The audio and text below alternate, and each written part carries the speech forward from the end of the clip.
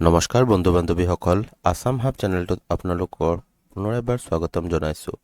আজিৰ এই ভিডিঅ'টোত আমি ডিছকাছ কৰিম চিৰাং ডিষ্ট্ৰিক্ট কোৰ্টত ভেকেঞ্চি ওলাইছে পিয়নৰ। কেনেকৈ এপ্লাই কৰিব, কোনে কোনে পাৰিব, লাষ্ট ডেট কেতিয়া, সকলোবোৰ জানিম এই ভিডিঅ'টোত। এণ্ডলৈকে চাব ভিডিঅ'টো, চেনেলটো ছাবস্ক্ৰাইব কৰি দিব আৰু ফ্ৰেণ্ডৰ সৈতেও শ্বেয়াৰ কৰিব। চ' বলক ভিডিঅ'টো এতিয়া ষ্টাৰ্ট কৰোঁ।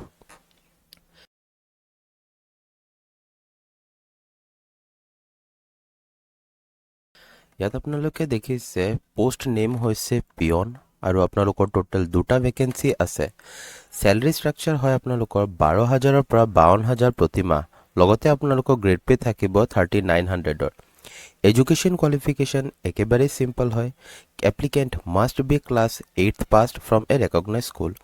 Those who have passed higher secondary school leaving certificate or above shall be ineligible to apply. ইয়াৰ মানে হৈছে যে ক্লাছ 8th পাছ হ'ব লাগে, কিন্তু 12th পাছ হ'ব নালাগে। 8, 9, 10, 11 যোনটোৱে পাছ কৰিছে আপোনালোকে এপ্লাই কৰিব পাৰিব। 12th পাছ কৰিছে আপোনালোকে নোৱাৰিব। কেটেগৰী দিছে ইউ আৰৰ পৰা দুটা। ইউ আৰ মানে হৈছে আনৰিজাৰ্ভড, কোনো ৰকমৰ ৰিজাৰ্ভেশ্যন নাই। জেনেৰেলো পাৰিব, ST SC OBC চবেই পাৰিব। ঠিক আছে, এতিয়া কিছুমান টাৰ্মছ এণ্ড কণ্ডিশ্যনছ আছে, সেইটো আপোনালোকে ধ্যান দি শুনিব। Candidate must be a Indian citizen as per the constitution of India. Indian citizen হ'ব লাগিব। Candidate should not be less than 18 years and not more than 40 years। কৈছে 18 বছৰতকৈ কম হ'ব নালাগে আৰু 40 বছৰতকৈ বেছি হ'ব নালাগে। এইটো কিন্তু জেনেৰেলৰ কাৰণে। 3 yearsৰ ৰিলেক্সেশ্যন OBC MOBCয়ে পাব, মানে 43 yearsলৈকে পাৰিব, আৰু ST SCয়ে 5 yearsৰ ৰিলেক্সেশ্যন পাব, মানে 45 yearsলৈকে এপ্লাই কৰিব পাৰিব। থাৰ্ড পইণ্ট আছে candidate must have registered their names in employment exchange. Employment এক্সচেঞ্জত ৰেজিষ্ট্ৰেশ্যন হোৱাটো মেণ্ডেটৰী হয়, সেইটো লাগিব। উইদাউট এমপ্লয়মেণ্ট এক্সচেঞ্জ নাম্বাৰ আপোনালোকে এপ্লাই কৰিব নোৱাৰে, আৰু কৰিলেও আপোনালোকৰ এপ্লিকেশ্যন ৰিজেক্ট হ'ব। নেক্সট কৈছে আপোনালোকৰ candidates who R already in government service will have to apply through proper channel.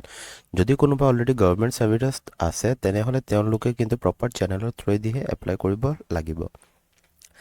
এপ্লিকেণ্টে কি কৰিব লাগিব, এটা ষ্টেণ্ডাৰ্ড ফৰ্ম পোৱা যায়। সেই ষ্টেণ্ডাৰ্ড ফৰ্মটোত নিজৰ যিমানখিনি ডকুমেণ্ট আছে গোটেইখিনি ফটোকপি কৰিব, কৰি পিনি আপোনালোকে এইটো পিন কৰিব। ডকুমেণ্ট কি দিব, এডুকেশ্যন চাৰ্টিফিকেট দিব, এক্সপিৰিয়েঞ্চ চাৰ্টিফিকেট দিব যদি আছে, কাষ্ট চাৰ্টিফিকেট দিব, এজ প্ৰুফ দিব, মেট্ৰিকৰ এডমিট কাৰ্ড নহ'লে বাৰ্থ চাৰ্টিফিকেটো দিব পাৰে। এমপ্লয়মেণ্ট এক্সচেঞ্জ কাৰ্ড এইটো মেণ্ডেটৰী হয়, এইটো লাগিবই। আৰু লগতে NOC দিব লাগিব যদি আপুনি অলৰেডি গভৰ্ণমেণ্ট ছাৰ্ভিচত আছে। আপুনি লগতে দুটা পাছপোৰ্ট চাইজৰ ফটো দিব লাগিব and duly sign by the candidate on the reverse side. সেই ফটোৰ পিছফালে আপোনালোকে নিজৰ ছিগনেচাৰ কৰি পিনি দিব লাগিব।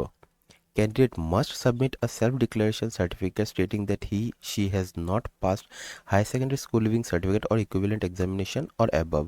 ইয়াত কৈছে এটা আপোনালোকে self declaration certificate দিব লাগিব। সেইটোত আপোনালোকে ক্লিয়াৰলি মেনশ্যন কৰিব লাগিব যে আপোনালোকে 12th পাছ কৰা নাই বুলি। যদি কোনোবাই যদি মিছাকৈ কৰে, মানে ধৰি লওক মেট্ৰিক পাছ কৰিলে সেইটো পাৰিবই, 12th পাছ কৰি ল'লে, গ্ৰেজুৱেশ্যনো কৰি ল'লে, কিন্তু জবটোৰ কাৰণে এপ্লাই কৰিবৰ কাৰণে মিছামিছিকৈ কৈ দিলে তেনেহ'লে তেওঁলোকৰ কিন্তু এপ্লিকেশ্যনটো ৰিজেক্ট হ'ব আৰু লগতে একশ্যনো লোৱা হ'ব। চিলেকশ্যন প্ৰচিজাৰ হ'ব আপোনালোকৰ এটা ৰিটেন টেষ্ট হ'ব 50 মাৰ্কৰ। ঠিক আছে, তাত আপোনালোকৰ ইংলিছ, GK, মেথছ এইবিলাক আহিব, আৰু তাৰপিছত আপোনালোকৰ 20 মাৰ্কছৰ এটা ভাইভা লোৱা হ'ব। যোনে ফাৰ্ষ্ট ফেজটো ক্লিয়াৰ কৰিব তাৰপিছতহে সিহঁতৰ ভাইভা কণ্ডাক্ট কৰা হ'ব। এপ্লিকেশ্যন যদি আপোনালোকে প্ৰপাৰ ছাপৰ্টিং ডকুমেণ্টখিনি নাথাকে তেনেহ'লে কিন্তু ৰিজেক্ট হ'ব। আৰু মনত কৰিব যে আপোনালোকে যেতিয়া ফিল কৰিব সেইটো কেপিটেল লেটাৰত ফিল কৰিব। তাৰপিছত কি কৰিব, এনভেলপত যেতিয়া ভৰাব, পিন চিন কৰি পিনি গোটেইখিনি ধুনীয়াকৈ কৰি ল'ব। তাৰপিছত এনভেলপৰ ওপৰত আপোনালোকে ক্লিয়াৰলি লিখি দিব লাগিব application for the post of peon. মনত ৰাখিব, কেণ্ডিডেটে কিন্তু ক্লিয়াৰলি নিজৰ মোবাইল নম্বৰ আৰু ইমেইল ID এপ্লিকেশ্যন ফৰ্মত মেনশ্যন কৰিব লাগিব। ঠিক আছে, আৰু তাৰপিছত আপোনালোকে কি কৰিব, নিজৰ এপ্লিকেশ্যনটো যিটো আছে সেইটো এনভেলপত ভৰাই পিনি আপোনালোকে নিজেও গৈ পিনি ড্ৰপ বক্সত দি আহিব পাৰে, আৰু নহ'লে স্পীড পোষ্টতো আপোনালোকে পঠাব পাৰে। স্পীড পোষ্টত যে পঠাব সেইটো কেনেকৈ পঠাব, তাত আপোনালোকে লিখি দিব ডিষ্ট্ৰিক্ট, এই যে office of the district and session জাজ চিৰাং কাজলগাঁও। ঠিক আছে, এনেকৈ আপোনালোকে লিখি পিনি আপোনালোকে এইটো স্পীড পোষ্ট কৰি দিব। মনত ৰাখিব, লাষ্ট ডেট হৈছে আপোনালোকৰ 25 ফেব্ৰুৱাৰী সন্ধিয়া 5টা বজালৈকে। তাৰপিছত কোনো ৰকমৰ এপ্লিকেশ্যন একচেপ্ট কৰা নহ'ব। আপোনালোকে অফিচিয়েল ৱেবছাইট যিটো আছে সেইটো আপোনালোকে টাইম টু টাইম চেক কৰি থাকিব পাৰে আপোনালোকৰ তাতে গোটেইখিনি ইনফৰমেশ্যনবোৰ পাই থাকিব ঠিক আছে কোনো ৰকমৰ ছেপাৰেট কল লেটাৰ আপোনালোকক পঠোৱাব নহয় যদি আপোনালোকৰ কিবা ডাউট থাকে আপোনালোকে কমেণ্ট ছেকশ্যনত সুধিব মই ৰিপ্লাই কৰি দিম টেলিগ্ৰাম গ্ৰুপ আছে তাতো আপোনালোকে কমেণ্ট কৰিব পাৰে এইটো হৈছে সেলফ ডিক্লেৰেশ্যন ফৰ্ম এইটো মই আপোনালোকৰ ডেছক্ৰিপশ্যনত দি দিম আপোনালোকে তাৰ পৰাও চেক আউট কৰিব পাৰে যদি কিবা ডাউট থাকে আপোনালোকে কমেণ্ট ছেকশ্যনত সুধিব টেলিগ্ৰাম গ্ৰুপ আছে তাতো আপোনালোকে পাৰ্চনেলি মেছেজ কৰিব পাৰে যদি ভিডিঅ'টো ভাল লাগে প্লিজ এটা লাইক কৰি দিব নিজৰ ফ্ৰেণ্ডৰ সৈতে শ্বেয়াৰ কৰিব চেনেলটো নতুন থাকিলে চেনেলটো ছাবস্ক্ৰাইব কৰি দিব লগ পাম অতি সোনকালেই আন এটা নতুন ভিডিঅ'ত থেংক ইউ